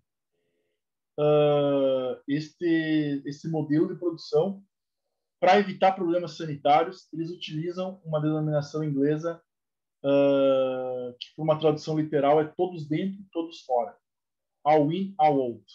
que isso quer dizer? Que quando nós vamos inserir novos animais, como recomendação na suinocultura também, tá? Como recomendação, nós colocamos eles com mesmas idades, com o mesmo status sanitário e retiramos eles todos de forma junta. Por quê? Quando nós temos diferenças nessas idades dos animais, nós podemos ter animais com características adaptadas já a alguma condição ambiental, algum patógeno, e podemos introduzir pintinhos sem essa resistência. Então, não é isso que nós buscamos. Por isso que no conceito de avicultura tradicional, nós utilizamos essa terminologia do todos dentro, todos fora. Entram todos ao mesmo tempo e saem todos ao mesmo tempo. É claro, se houver óbito, vai tirar esses animais também. Tudo isso para preservar esses aspectos que envolvem a sanidade do nosso rebanho. Pessoal, até agora nós vimos que existem diferentes modos de produção, seja ele em cama, seja ele em gaiola, ou seja ele em piso, em cama, com acesso a uma área externa. E dentro desses sistemas de criação vão existir, então, diferentes equipamentos, diferentes instalações para isso. Tá? Então, o que nós vamos começar a trabalhar hoje? Hoje mesmo nós vamos ficar só nessa parte inicial de um projeto técnico. Tá? Depois nós vamos aprender os sistemas e quais são os equipamentos para ventilação, para aquecimento, para alimentação, enfim, para os outros componentes aqui. Então, dentro desses detalhes da instalação, nós temos que pensar que nós, como estudantes hoje, e como futuros profissionais daqui 5 anos, 4 anos, 3 anos, dependendo da fase que nós estamos, nós temos essa prerrogativa de desenvolver trabalhos técnicos ou assessorar em trabalhos técnicos que envolvem a construção, que envolvem as instalações das mais distintas categorias animais. Com isso, nós temos que ter a noção de que existem questões ambientais e questões de relevo e questões de escolhas das determinadas instalações, determinados equipamentos, que vão refletir diretamente no bem-estar dos animais e diretamente nos índices produtivos. Então, a escolha do local correto, promovendo uma boa terraplanagem, promovendo um bom sentido em que o sol passe pela cumieira, pelo telhado do aviário nos momentos mais quentes do dia, por exemplo, são questões fundamentais para os profissionais que atuam na área de elaboração de projetos voltados à produção animal. Tá? Além disso, compreender quais são as principais instalações, os principais mecanismos, os principais telhados, como deve ser uma área circular do aviário, como eu posso promover os sombreiros e outros componentes que também nos auxiliarão a barreiras de ventos, né, principalmente ventos de inverno, que são ventos que causam maiores danos. Todas essas são prerrogativas que nós temos que ter noção na elaboração de um projeto técnico. Aqui alguns exemplos. Então, o que o profissional deve se preocupar? Então, no momento de uma escolha de um determinado terreno para fazer uma construção, para elaborar um projeto. Então, um dos principais componentes é o relevo. Então, tem que ser um terreno plano ou promover essa terraplanagem. Outra questão é entender quais são os ventos predominantes daquela região, para nós percebermos qual é o tipo de equipamentos, tipo de instalações que nós iremos executar. E também compreender os sentidos, digamos assim, da nossa rosa dos ventos, né? É rosa dos ventos, né? Sentido norte, sul, leste, oeste, para nós entendermos qual é a melhor direção desse nosso aviário. Nós vamos aprender hoje que o correto dimensionamento é sentido eixo leste-oeste para que o sol transite por cima do aviário. Então, num primeiro momento, eu falei para vocês do vento. Para aqui, para a nossa região, talvez não tenha tanta ênfase assim. Mas se nós vamos para uma região oeste, principalmente, que às vezes ocorrem alguns ciclones tropicais ou alguns componentes assim que são prejudiciais, né, no modelo de produção, nós temos que estudar muito o vento daquela região, principalmente o vento predominante. No verão, a ventilação ela é importantíssima para garantir essa brisa garante então os aspectos que envolvem bem-estar animal, principalmente em modelos de produção não tão tecnificados, não tão intensivos, né? Onde a climatização ela ocorre de uma maneira mais natural, né? Mas no inverno, que é interessante, que nós temos, que são os momentos que sofrem mais influência pelas nossas correntes, né? Pela Laninha e pelo El Niño. Então, é importante que nós tenhamos o conhecimento dos ventos predominantes para até auxiliar nas questões de escolha dos principais materiais que nós devemos utilizar. E um dos pontos que eu mencionei para vocês é que o galpão deve ser produzido e construído no sentido leste-oeste, para evitar isso daqui. Então, isso que o prof está falando é algo que nós temos que evitar, que é a insolação numa parte lateral do aviário. É claro, para quem acredita, né, que a Terra não é plana, né, por questões do solstício e equinócio, né, nós temos pequenas alterações no perfil da insolação, né? Então nós temos algumas alterações em termos dos meses, um certo deslocamento nesse perfil do Sol. Então é claro que em alguns momentos ela vai passar numa faixa mais lateral, né, do nosso aviário, só que nós buscamos evitar. Mas nós temos que construir um projeto no sentido leste-oeste para que nos períodos de maior incidência solar, que é os períodos próximo ao horário do meio-dia, esse sol não esteja mais lateral, que esteja em cima na cumieira, no telhado do aviário. Assim nós garantimos essas questões que envolvem o bem-estar dos nossos animais. Tá? Tamanho dos aviários, nós já viemos construindo na última aula, nós vimos os aviários de corte, né? Então, nos aviários de corte, nós vimos que os principais aviários eles vão depender muito, claro, do nosso objetivo de produção e do nosso poder de compra desses aviários ou dessas instalações. Então, nós vimos que um dos modelos convencional, mais comum, digamos assim, embora tenha hoje evoluído muito, os mais climatizados, ele utiliza o menor número de animais. Então, vai depender tudo do meu objetivo de produção. Então, vai depender essa intensidade e essa quantidade de animais em relação à minha integradora, quais são os requisitos mínimos que a integradora busca e qual é o meu objetivo de produção. O meu objetivo é produzir 30 mil aves por lote. Então, vai ter que ter um aviário climatizado. Então, o tamanho vai depender um pouco em relação a isso. Outras noções, já que nós temos, né? Às vezes, quando nós vemos aquelas lives lá do... Nós vemos aquelas lives lá do Gustavo Lima, nós vemos o tamanho daquela porta do Miserável, né? Você lembra dessa live? Foi famosa, né? Aquela porta... Não foi numa live, acho que foi numa entrevista, entendeu, né? Então, as estruturas em si, as construções, sejam elas para fins de produção, sejam elas para fins estéticos, né? Elas têm alterações em termos do seu pé direito. Então, o pé direito, que é essa estrutura que vai do chão até o encontro com o telhado, ele é extremamente importante e quanto maior for sua altura, maior será a ventilação do ambiente. Menor será a incidência do componente, digamos assim, térmico, que passou pelo telhado e que chegou na ave. Então, é importante que, no sistema de produção, quanto maior for a nossa largura do aviário, maior seja o pé direito, que é essa estrutura aqui, que vai da base até o encontro com o telhado. Tá? Então, essa altura do pé direito ela é importantíssima na nossa elaboração do projeto. E é claro, nós precisamos saber números, né?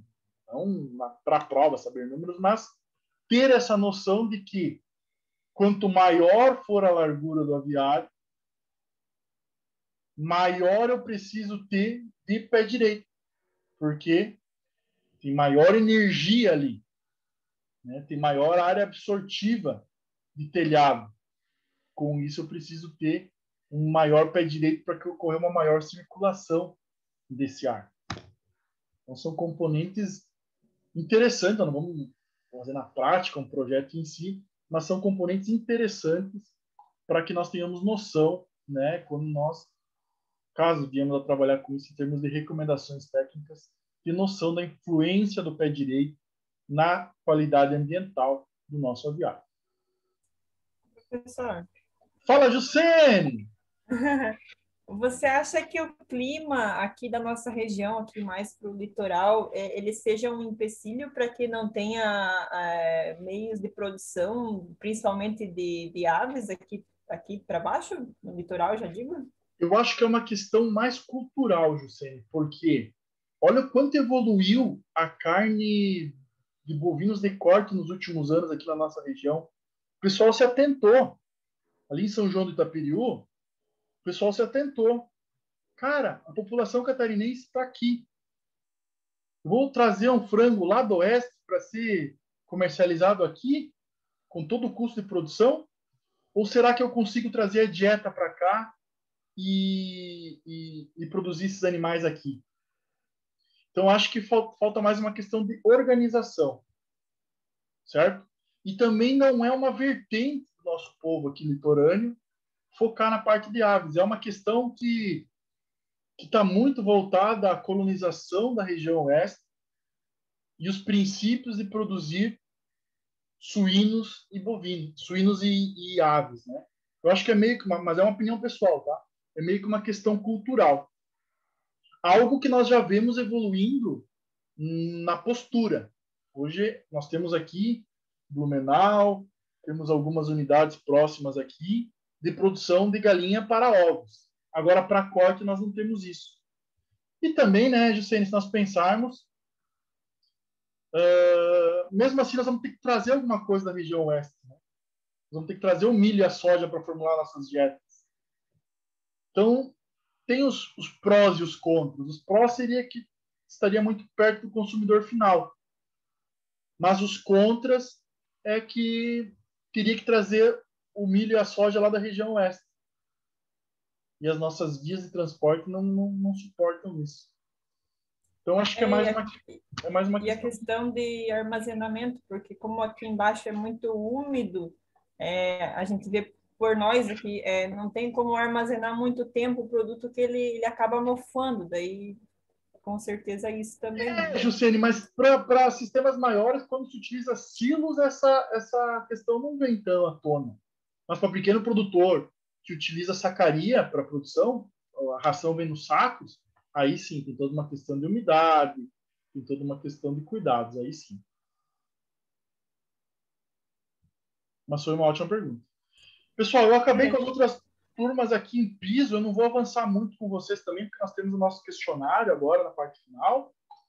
Então, o último ponto que eu quero mencionar com vocês é essa estrutura, né? Então, nós falamos um pouquinho do dimensionamento, do plano organizacional, mas uma outra estrutura importante é ter uma estrutura de concreto que evite esse contato direto do solo com a árvore, do solo com a cama, para nós diminuirmos essa umidade do nosso aviário.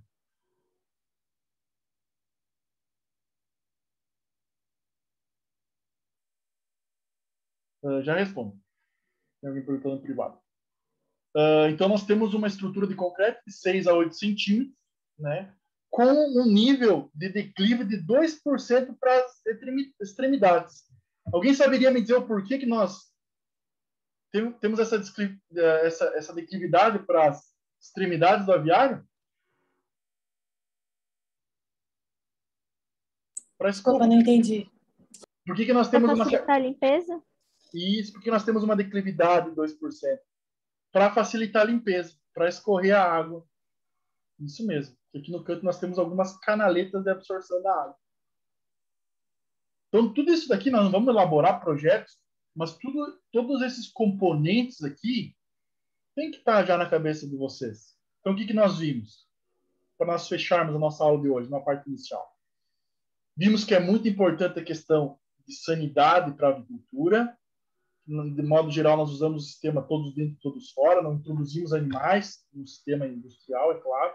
A Jussene, lá na produção dela, ela pode incluir animais é um sistema extensivo, né? Mas numa produção intensiva, nós não introduzimos animais de idades diferentes.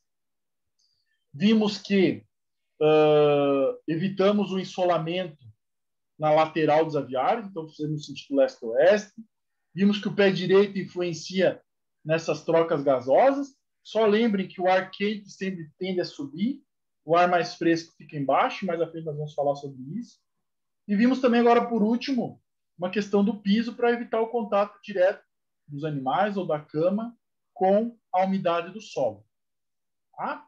E aqui uma certa liquididade para auxiliar na limpeza. Pessoal, alguma dúvida até aqui? Não, tá tudo tranquilo. Não, professor, só na hora da prova, né? Uma frase clichê que todo mundo fala. A gente não entendeu o conteúdo suficiente para formular uma pergunta. Vou formular uma pergunta. Só por isso que vocês não perguntam, né, filho? Isso. Quando a gente for fazer o resumo e entender... Aí vai vir as questões. Para quem quiser acompanhar aí, ó, a Fernanda está fazendo ótimos resumos lá da avicultura, hein? Acompanha lá a página dela. Fazendo uma de Instagram aí para você, Fernanda. Isso, segue a Fer lá, Nanda Vet, uma coisa assim. Põe ali, Fernanda, de novo. Isso, coloca ali, Fer. Fernando esses dias fez o meu resuminho da prova, da diferença do frango pro Chester, né, Fer? Fez um desenho, ficou bem legal, ficou bem bacana. Já me ajudou para ter a pergunta número 2 da nossa prova. Obrigado, tá? Vou utilizar o teu desenho depois na prova. Teu post. Meus queridos. Vamos estudar, então, pelo Insta da Fer. Pelo Insta. Meus queridos, então agora na parte final, os próximos minutinhos, próximos 13 minutinhos, vai estender talvez um pouquinho mais, peço desculpa, tá? Nós vamos responder esse questionário. Esse questionário, se alguém tiver mais alguma página aí do Instagram que quiser divulgar, fique à vontade, tá? Eu falo da Fer porque é uma que eu sigo. Não sigo, acho que mais ninguém aqui se tem alguma página aí que auxilie nos estudos, né? Como a Fernanda tenta Professor, o meu Instagram não é sobre estudos, mas eu posto bastante coisa sobre cavalo lá. Massa! Põe aí então, filha. Meus queridos, então hoje é essa parte do nosso exercício que é importante para nós, tá? Então vocês têm que responder. Só que uma coisa que eu peço, respondam certinho. Nós estamos trabalhando na segunda de manhã. Se vocês responderem errado, a presença de vocês é lá para uma outra semana e eu não consigo. Então respondam certinho. Segunda de manhã, tá? Nomezinho, e-mail, tudo certinho. E aqui eu faço 2 questões. Talvez quem está chegando hoje na aula talvez tenha um pouquinho de dificuldade, tá? Na tabela a seguir são apresentados dados de performance de frangos de corte da linhagem Ross 308. Eu peço, qual a conversão alimentar dos machos ao final da 6ª semana? Tá? Como você chegou a esse resultado? E aqui eu coloco a legenda, em que sem é semanas, então 42 semanas, 42 dias é na 6ª semana. 7 vezes 6, 42. Então, como você chegou a esse resultado? Dividiu um pelo outro, multiplicou um pelo outro. Tá? Pergunta número 2.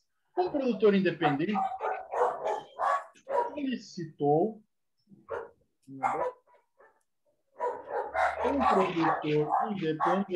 solicitou agora sim, uma recomendação técnica para verificar a possibilidade de um abate precoce. Na tabela, verificamos a diferença na performance dos machos, das fêmeas e do lote misto. Tá? Em relação ao que discutimos em aula sobre o padrão da carcaça e preferência do consumidor, qual desses gêneros ou lotes seria mais produtivo aos 35 dias? Certo? E qual a conversão alimentar dos diferentes gêneros na quinta semana? Perfeito? Aí agora sim, meus queridos.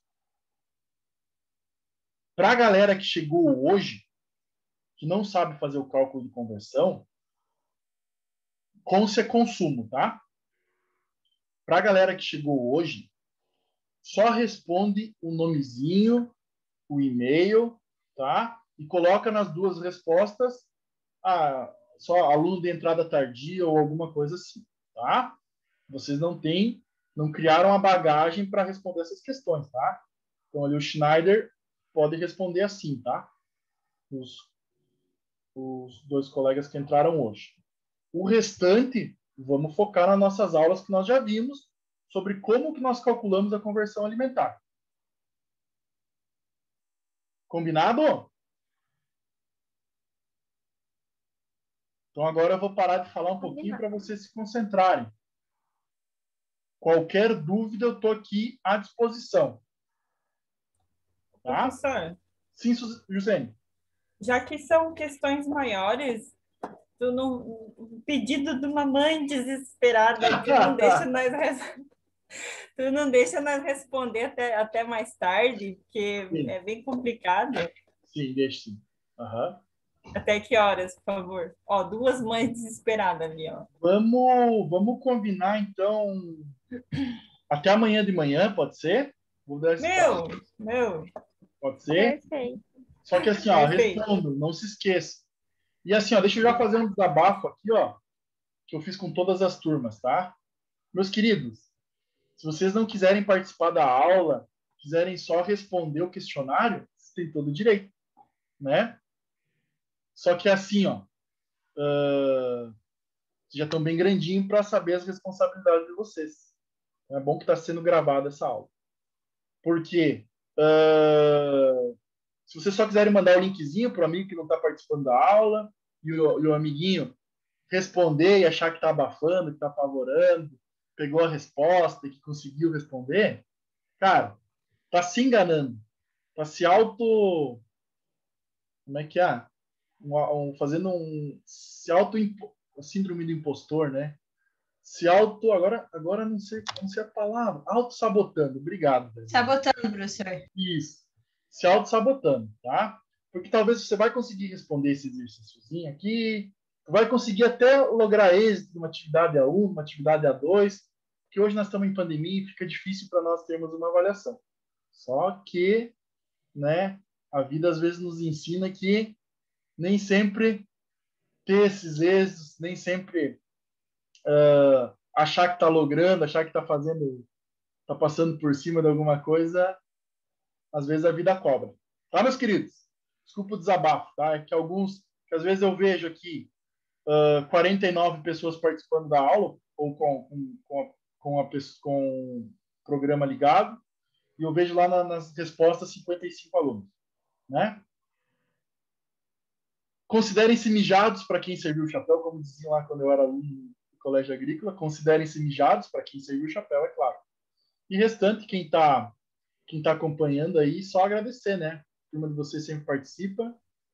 E agora, então, vou deixar vocês se concentrarem para responder. Nós temos ainda 7 minutinhos de aula, mas nós finalizamos por aqui, tá? Desejar para vocês uma excelente semana.